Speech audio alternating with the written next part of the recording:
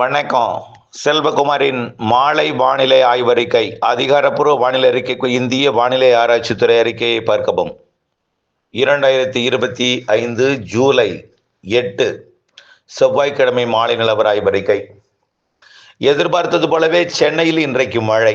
சென்னை மாநகரில் மழை. வேகமாக கடக்கக்கூடிய மேகம் பெருந்தூறல் மழை பொழிவை கொடுத்தது. அங்கே மட்டுமல்லாமல் வட உள் மாவட்டங்கள்லையும் ஆங்காங்கே மழை. தற்பொழுது கடலூர் மாவட்டம் தொழுதூர் அதன் சுற்றுவட்டார பகுதிகளிலையும் மழை.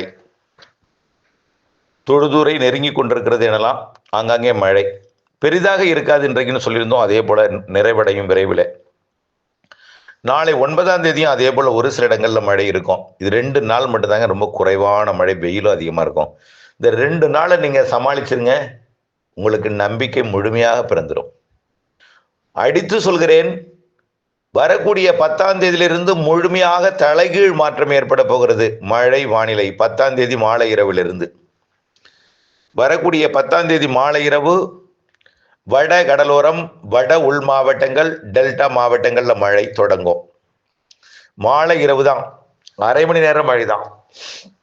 அதே போல மேற்கு தொடர்ச்சி மலைப்பகுதிகளில் தற்பொழுது பொழிந்து கொண்டிருக்கூடிய மழை. இன்னைக்கு கூட அப்பாச்சி கவுண்டர் பகுதியில் மழை. நெகமம், கர்மாபுரம், காட்டப்பட்டி, தாசநாயக்கம்பாளை வரைக்கும் மழை. இன்றைக்கு கொஞ்சம் காற்று மதியத்தில் கொஞ்சம் வேகம் எடுத்திருக்கோம் பாலக்காட்டு கணவாயில், அதனால மழை குறைந்திருக்கும். மீண்டும் நாளையும் இதேபோல் நள்ளிரவில் அதிகாலையில் மழை இருக்கும்.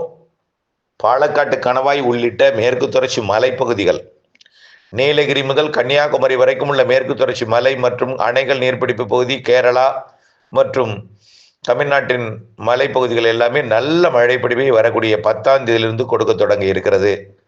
10ஆம் தேதினா நாளைய மறுநாள் தான், வியாழக்கிழமையிலிருந்து. அதே நேரத்தில் மேற்கிலிருந்து வரக்கூடிய அந்த ஈரப்பதமிக்க காற்று வெப்பத்தால் லேசாக்கி மேலெடுந்து வங்கக்கடலோரம் வந்து மழைப்பொழிவை வலிமைப்படுத்தும். கண்டிப்பாக இடிமின்னலுடன் கூடிய கனமழை பொழிவை வரக்கூடிய 10ஆம் தேதி மாலை இரவிலிருந்து கொடுக்கும். ஆனால் எங்கே பெய்தாலும் அரை மணி நேரம் 1 மணி நேரம் தான். பெரும்பாலும் அது மாலை 3 மணியிலிருந்து இரவு 11 மணிக்குள்ள இந்த மழைப்பொழிவு கிடைக்கும். 10 போல் 11 மழைப்பொழிவு பரப்பில் கூடும். 10ஐ விட 11 பரப்பில் கூடியிருக்கும். அளவிலையும் கூடும், நேரத்திலையும் கூடும். 11ஐ விட 12 பரப்பிலும் அளவில் கூடும். இப்படியே மழைப்பொழிவு எல்லா நாளும் இருக்குங்க. எல்லா நாளும் வடகிழக்கு பருவமழை தொடங்கும் வரைக்கும் இந்த மழைப்பொழிவு இருப்பதற்கான வாய்ப்பு இருக்கு. அதாவது அக்டோபர் மாதம் 18ஆம் தேதி வரைக்கும்.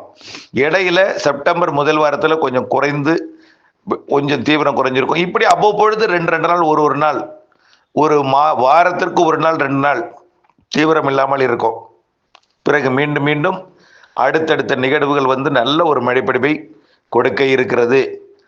நம்பர் 1 இடத்தை பிடிக்க போற மாவட்டங்கள் பார்த்தீங்கன்னா வட உள் மாவட்டங்கள், வடகடலோரம். வடகடலோரம் தான் நம்பர் ஒன் வடகடலோரம். அடுத்தது வட உள் மாவட்டங்களும் டெல்டாவும். அடுத்தது கர்நாடக எல்லையோர மாவட்டம் மற்றும் சேலம் உள்ளிட்ட மாவட்ட பகுதிகள். அடுத்தது மேற்கு தொடர்ச்சி மலை. அடுத்தது மத்திய உள் மாவட்டங்கள், திருச்சி, புதுக்கோட்டை, சிவகங்கை, ராமநாதபுரத்தில் உள்பகுதி, மதுரை வடக்கு, திண்டுக்கல், நத்தம், திண்டுக்கல், இப்படி ஆங்காங்கே மழை இருக்கும். படிப்படியாகத்தான் நல்ல 10ஆம் தேதி மழை வந்து வடகடலோரம் டெல்டா நல்ல மழை பொழிவு கிடைக்கும். 11ஆம் தேதி வடகடலோரம் டெல்டா அண்ட் வட உள் மாவட்டங்கள். 12ஆம் தேதி வடகடலோரம் டெல்டா, வட உள் மாவட்டங்கள், மத்திய உள் மாவட்டங்கள். 13ஆம் தேதி பெரும்பாலான மாவட்டங்கள். 14ஆம் தேதி தென் மாவட்டங்கள் உட்பட. இப்படி மழைப்பொழிவு படிப்படியாக அதிகரிக்கும், பரப்பிலையும் அளவிலையும் நேரத்திலையும். நேரம்னா மழைப்பொழிவு 1/4 மணி நேரம் 1/2 மணி நேரம் இப்போ பெஞ்சிட்டு இருக்கும். 11ஆம் தேதி வந்து அது அரை மணி நேரம் என்பது 1 மணி நேரமாக மாறும். இப்படி இருந்துகிட்டே இருக்கும். ஆனால் ரொம்ப அளவில் பெருத்த ஒரு பாதிக்கும் மழைப்பொழிவுலாம் கிடையாது. தென்மேற்கு பருவமழை இல்லாத மழை தொடங்க போகிறது. ஆனால் எடுத்த இடப்பிலேயே 10ஆம் தேதியிலிருந்தே கொஞ்சம் கனமாகவே தெரியுது. பெய்யும் இடத்துல கனம்ங்க, அருகில் ஒதுக்கி இருக்குங்க. அருகருகே ஒதுக்கினாலும் பெய்யும் இடத்துல கனமாக இருக்கும். ஒதுக்கி இருக்கக்கூடிய இடங்களில் அடுத்தடுத்த நாட்களில் பெய்திடும். அப்படித்தான் மழை வானிலை இருக்குது. ஒதுக்கி இருக்கக்கூடிய இடங்களில் அடுத்தடுத்த நாட்களில் கண்டிப்பாக மழைப்பொழிவை கொடுக்கும். கண்டிப்பாக இருக்கும். நல்ல மழை இருக்குது. இன்னும் 2 நாள் நீங்கள் பொறுத்துக்கிட்டீங்கன்னா அதுக்கப்புறம் நம்பிக்கை பிறந்துடும். இதில் நிறைய பேர் மழை வேண்டாம்னு ஒரு பக்கம், வேண்டுமென்று ஒரு பக்கம் இருக்கிறது. மழை வேண்டாம் என்கின்ற தொழில்கள் பார்த்தீங்கன்னா உப்பளம், கட்டுமான பணிகள் இப்படி இருக்கிறது. உலர்த்துதல் பணி, பல்வேறு உலர்த்துதல் பணிலாம் இருக்குது. இதற்காக நீங்கள் என்ன செய்யணும்னா, விரைந்து நீங்கள் அறுவடை பணி இதெல்லாம் நீங்கள் வரக்கூடிய 2 நாளில் முடிச்சிருங்க. அது காலையில மழை இருக்காது. எப்போதுமே வெயிலுக்கு பிறகு தான் மழை. வெயில் அதிகரித்து தான் இருக்கும். தென்மேற்கு பருவமழை கொஞ்சம் தீவிரமடையும். அதனால கொஞ்சம் வெயில் கம்மியா இருந்தாலும் வெயிலும் இருக்கும். ஆனால் இன்றைக்கு நேற்றைக்கு, நாளைக்கு இருக்கக்கூடிய வெயில் இருக்காது. நேற்று, இன்று, நாளை இருக்கக்கூடிய வெயில் இருக்காது, குறைஞ்சிருக்கும். ஆனால் வெயில் இருக்கும். ஏன்னா சூரியன் குத்துக்கதிர் வடக்கே போயிட்டு தெற்கே திரும்பிட்டு இருக்கு. ஆகஸ்ட், செப்டம்பர்ல தமிழ்நாட்டில் விடும். செப்டம்பர் 21 நிலநடுக்கோட்டுக்கு போயிடும். ஆக ஆகஸ்ட்ல தமிழ்நாட்டில் விடும் என்பதனால நல்ல வெயில் இருக்கும். புரட்டாசியும் வெயில் இருக்கும். வெயிலுக்கு பின் தான் மாலை இரவு மழை என்பது நீங்கள் புரிந்து கொள்ள வேண்டும்.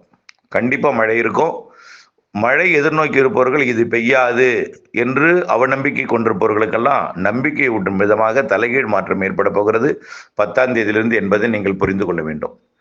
11, 12, 13 அன்று 20ஆம் தேதி வரை ஒரு நிகழ்வு, 21லேருந்து அடுத்த நிகழ்வு, மாத இறுதி வரை ஆகஸ்ட் முதல் வாரம், 2வது, 3வது, 4வது வாரம் என்ற 4 நிகழ்வு, செப்டம்பர் முதல் வாரத்தில் ஒரு தீவிரம் இல்லாத ஒரு மழை, செப்டம்பர் 2வது வாரத்திலிருந்து நல்ல மழை, அதீத மழை பொழிவெல்லாம் இருக்குது செப்டம்பரில், அக்டோபர் முற்பகுதி எல்லாமே. அது நிறைய மழை இருக்குது. இன்னும் இந்த 2 நாளை கடத்திட்டால் போதும். ஆனால் மாலை இரவு இடிமழை பொழிவு தான். அதை முதல்ல புரிஞ்சுக்கிங்க. மாலை இரவு தான். காலை மதியம்லாம் நல்ல வெயில் இருக்கும். 2:30 மணி 3 மணிக்கு மேலே தான் மேற்கே உருவாகும். பிறகு வங்கக்கடலோரம் தான் தீவிரமடையும். கண்டிப்பாக வங்கக்கடலோரம் வந்து நல்ல மழை பொழிவை கொடுக்கும். குறிப்பாக வடகடலோரம், வடவுள் மாவட்டங்கள், டெல்டாவின் கடலோர பகுதியெல்லாம் இன்னும் நல்ல மழை பொழிவை கொடுக்கும்.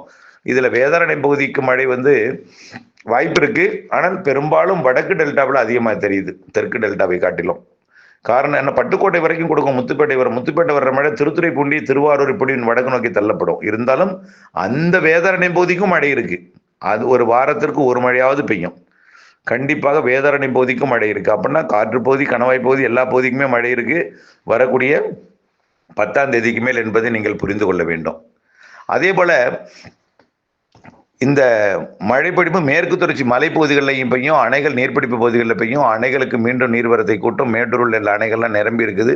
கொஞ்சம் இறங்கினாலும் மீண்டும் நிரப்பும் மழை. நிரம்பாத அணைகள்லாம் நிரப்பும் மழை. மீண்டும் தென்மேற்கு பருவமழை தீவிரமடைய போகிறது என்பதை நீங்கள் புரிந்து கொள்ள வேண்டும். தொடர்ந்து தீவிரமாகவே இருக்கும். பெரிய அளவிலே கொட்டி வெள்ளப்பெருக்கு ஏற்படுத்தாவிட்டாலும் உடனடியாக சீராக இருந்துகிட்டே இருக்கும். ஒரு 10 சென்டிமீட்டர், 15 சென்டிமீட்டர், 8 சென்டிமீட்டர், 8, 10, 12, 15, 8, 10, 12 சென்டிமீட்டர் இப்படியே இருந்துகிட்டே இருக்கும்.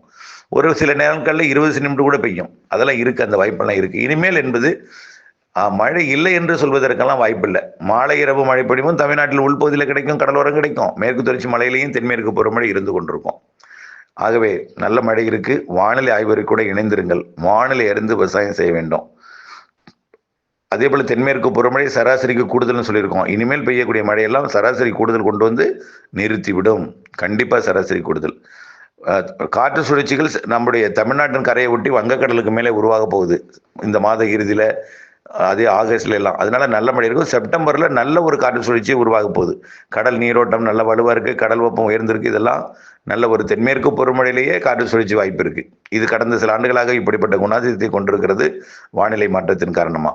ஆகவே நல்ல மழை இருக்கு, நம்பிக்கையுடன் வானிலை அப்டேட்ஸ் இணைந்திருங்கள். நாளை காலை விரிவான அறிக்கையில் சந்திப்போம். நன்றி.